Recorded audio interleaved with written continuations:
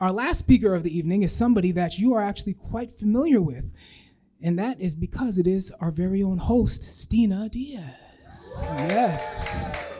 Kansas City native Stina Dias, known as Stina Dias, is a prominent media personality in the greater Atlanta area, celebrated for her exceptional hosting, captivating presence, and spontaneity. A graduate of Clark Atlanta University, Stina quickly established a diverse portfolio of full-time media work, including hosting radio shows, concerts, and major nightlife events.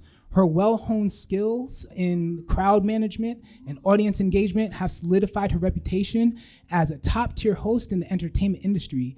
She was formally recognized for this expertise by earning the prestigious title of Media Personality of the Year. We got an award winner on our hands, y'all. Okay. At Southern Entertainment Awards. Everybody, please give it up for our final speaker who's about to bring the house down, Stina Dias.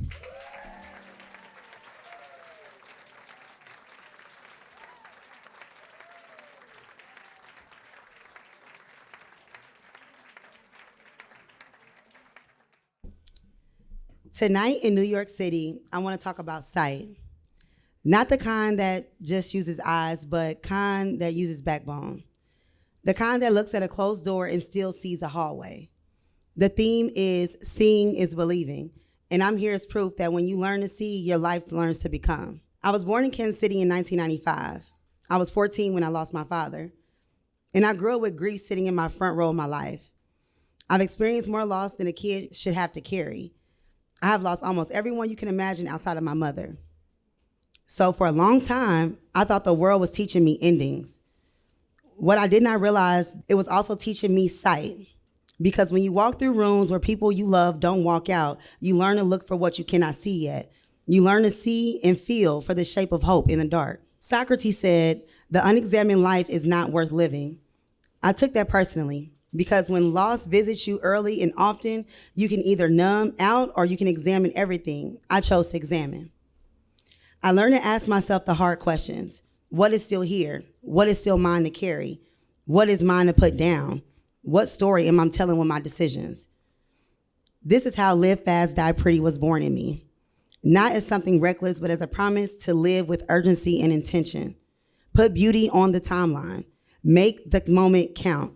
Be the one who shows up with light when the room has had enough darkness for the week. I became a steward of service because love saved me, and I wanted to spend the rest of my life letting love circulate. I am community because community held me down. People tell me I light up a room. I appreciate that. But here's the truth. I had to learn to light up my own heart first. I had to learn detachment so I could not be chained to outcomes I could not control. I had to compartmentalize just enough to keep going, and then later I had to turn inward and do the shadow work, so compartments didn't turn into cages. There were seasons where I had to tell myself out loud, "Baby girl, nobody is coming to save you. You can cry, then you can get up, and we can do this hard." I did it scared, I did it tired, but I did it. Socrates also said, "Wonder is the beginning of wisdom." I kept a little pocket of wonder in my worst seasons. Wonder that if showing up, something good would meet me halfway. Wonder that the signs were all around me if I just slowed down and looked. The right conversations suddenly lined up. The idea I wrote in my notes became the email I sent. The room I thought was too big for me became just the right fit. Everything was a sign, and everything is a sign if you let it be.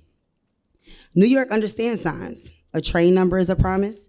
A green light is a wordless yes. A stranger nodding can carry you another block. Our lives are full of signals telling us where to go next, but we miss them when we keep our heads down. When I say I believe it, when I see it, but the truth is, you will see it when you believe it. Belief is a lens. Put it on and watch the world come into focus. I stand here as a testament that seeing actually is believing. I did not always know how to be a public figure. I just knew how to be a public servant. If I had a gift, I shared it. If I had a mic, I used it to lift someone else's name besides mine. If I had a room, I turned it into a porch where people could rest.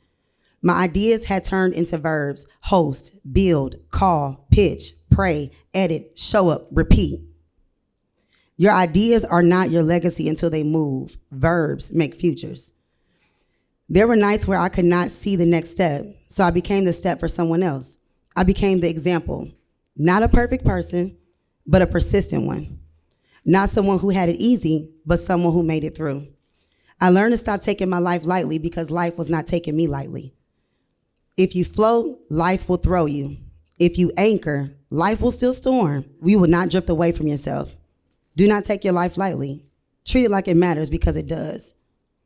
And for anybody in this room who is carrying private grief while performing public strength, I see you. You can be both soft and unbreakable. You can compartmentalize to get through the day, and you can find a safe space to unpack at night. You can be unattached to outcomes and still be deeply committed to the work. You can be a light and still need light. Ask for it. That is the sign. Socrates said, I cannot teach anybody anything. I can only make them think. So I'm not here to teach you who to be. I'm here to make you think about what you already are seeing. Think about the vision that visits you when you lay your head down. Think about the pattern that keeps reoccurring in your life. Think about the idea you keep pretending is not yours. What if that is your sign? What if belief is standing at your door with your name spelled correctly? If you are waiting for permission, let me be your sign tonight. The life you want is calling itself into its room. Believe first, then look. Speak it, then step. Serve, then shine. Do it hard if you must, but do it. You create your reality, not with wishful thinking, but with faithful doing, with verbs, with a calendar, with a little audacity, with a little love, with community, with spine made of prayer and action. I am that girl from Kansas City who lost her father at 14 and grew up learning the language of funerals. Yet I refuse to let grief be the only dialect. I learned the language of building, the language of service, the language of joy. I learned how to be positive light on purpose. I learned how to become the woman I needed to see. I learned the public figure is not a title, it is a responsibility. To embody what I ask of others and to be who I say I am when the camera is off. And because I learned to see, I'm still here. Because I learned to believe before the evidence, I get to live inside the evidence. Because I chose verbs over vibes, the vision has a body now. It walks into rooms, it pays people, it makes space, it creates culture, it builds bridges, it throws the rope back. So tonight, if you take anything from me, take this. Seeing is believing, but the order might be reversed. Believe so you can see. Look at the signs. Ask the right questions. Examine your life. Turn your ideas into verbs. Do not wait for the rescue.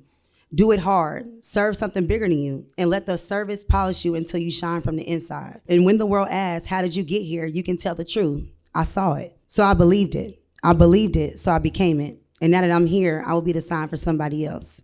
Thank y'all.